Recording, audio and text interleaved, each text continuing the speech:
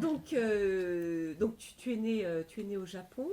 Oui. Tu t'es formé à la danse classique. Oui. Qu'est-ce qui a fait que tu es venu, tu es allé aux États-Unis d'abord après le Oui. Japon? Est-ce que tu voulais partir du Japon ou est-ce qu'il y avait quelque chose aux États-Unis qui t'attirait? Qu'est-ce qui a été le moteur de ces premiers pas dans Oui. l'exil, hein? D'abord, en fait, j'ai commencé le ballet classique l'âge de 5 ans. Mais avant, quand j'étais bébé, en fait, je sautais sur les genoux de ma mère et que ça l'a fait très mal parce que je sautais très fort et mes jambes étaient très fortes. Donc elle m'avait dit, bon, il faut sauter ailleurs.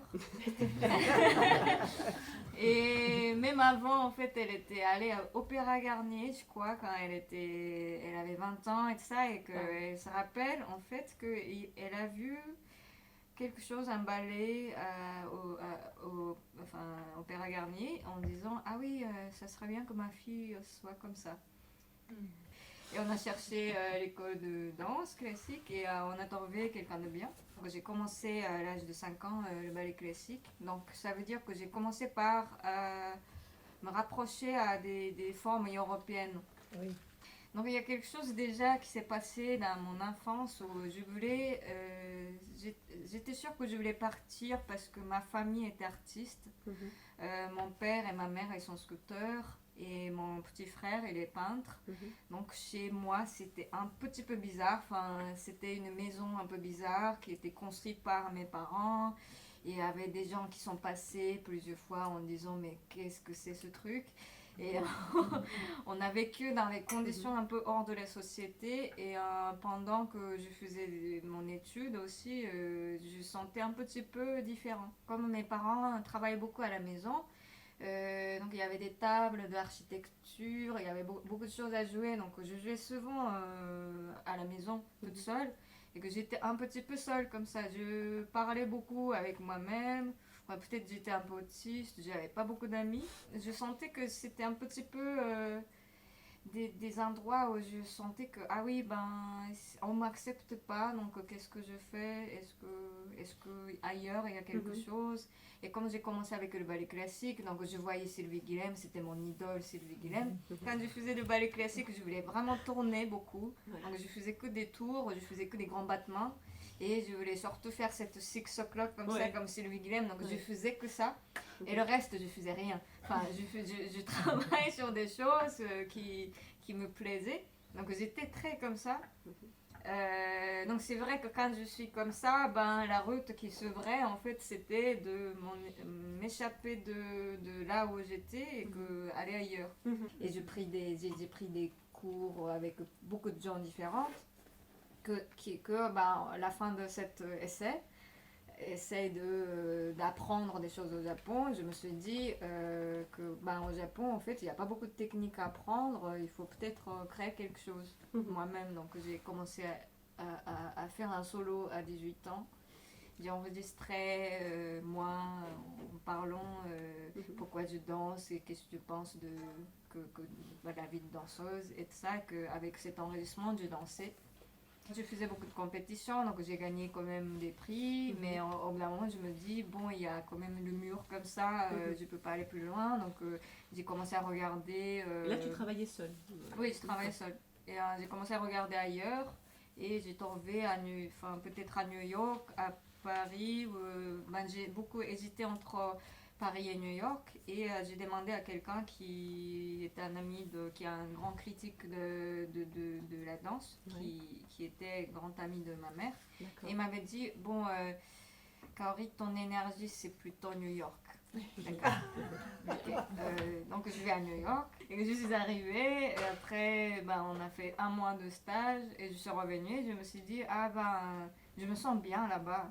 Et je suis passée à New York comme ça très vite parce que j'étais à Maine mais j'étais Maine State mais je suis passée quelques jours à New York à ce moment-là et je me suis dit que cette ville-là il y a quelque chose dans la nuit.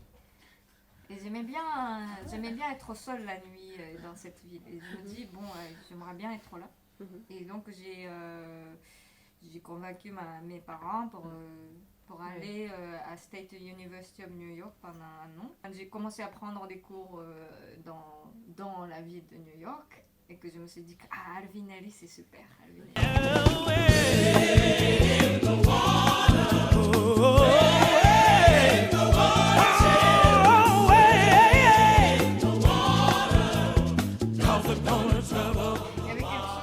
Animal comme ce que ça qui m'a plu et c'était au contraire de ce que j'avais au Japon aussi, de ne pas être trop timide dans le sens de la voix, et aussi c'était vraiment chez Alvinelli en fait c'est vraiment chaque cours est une sorte de fête et, et ils font mais ouah, c'était très très amusant de faire ça, donc je voulais faire ça et je me suis dit bon je reviens à New York avec peut-être une bourse la prochaine fois, je vais faire ça. Et donc, je suis repartie au Japon quand même pour finir mon diplôme.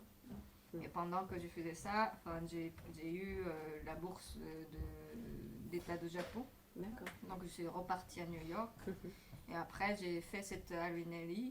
Et je suis repartie au Japon pour finir un diplôme d'éducation et sociologie. Et tout ce que j'ai appris là, en fait, c'était très important au Japon. Et je faisais en fait une sorte de critique de l'art aussi dedans, dans cette métier d'éducation et sociologie. Je pouvais choisir quelque chose qui est spécifique, qui était l'ordre de critique de l'art. Et en fait, on faisait, par exemple, on faisait la danse, on faisait le théâtre, on faisait tout, les sortes d'art, et on devait critiquer nos arts, la fin. Donc j'ai appris aussi le cinéma avec Kiyoshi Kurosawa et Shinji Aoyama en fait cette époque-là. Et d'ailleurs quand je repense c'était l'époque très chargée mais très intellectuelle en même temps. Oui. Est-ce que tu continues à danser à ce moment-là? Oui, j'ai continué à danser. Les deux en parallèle. J'ai continué à danser et il faut pas cacher que en fait pour entrer dans cette université-là, j'ai beaucoup travaillé et mon père, ma mère ils m'ont aidé beaucoup aussi, mais c'était très difficile. Au Japon, vous voyez, le système éducatif ça commence très tôt. Donc j'ai commencé très tôt, donc j'avais l'école dans la journée et la nuit je faisais une deuxième école et entre-temps je travaillais pour payer mon école et aussi je faisais du ballet classique.